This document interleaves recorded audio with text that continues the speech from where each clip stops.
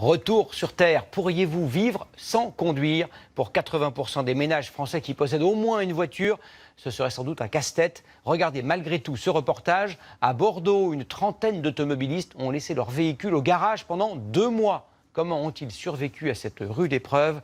Réponse d'Erwan Brem et Jean-Vincent Molinier. Vivre sans voiture pendant 2 mois, cette famille bordelaise a réussi l'expérience. 2 adultes, 5 enfants, un appartement en centre-ville et un véhicule personnel, bientôt mis en vente. Bordeaux sans ma voiture nous a permis de prendre conscience et de comprendre qu'on peut s'en passer et qu'on peut avoir à disposition, quand on veut, pratiquement, je dis bien parce qu'il faut un peu planifier, un véhicule pour pouvoir se déplacer quand on en a besoin.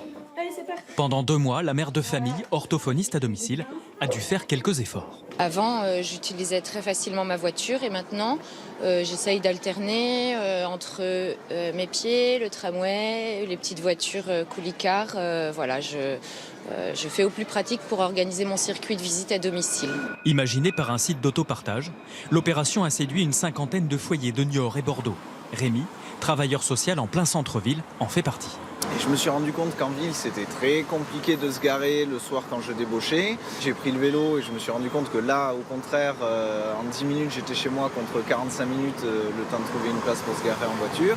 Disons que c'est une question d'habitude. Mais même avec des transports en commun gratuits pour les expérimentateurs, certains ont dû s'arrêter en chemin. Nouvel emploi, nouveaux horaires et 1 heure de trajet pour se rendre au travail. Cette esthéticienne a dû reprendre le volant.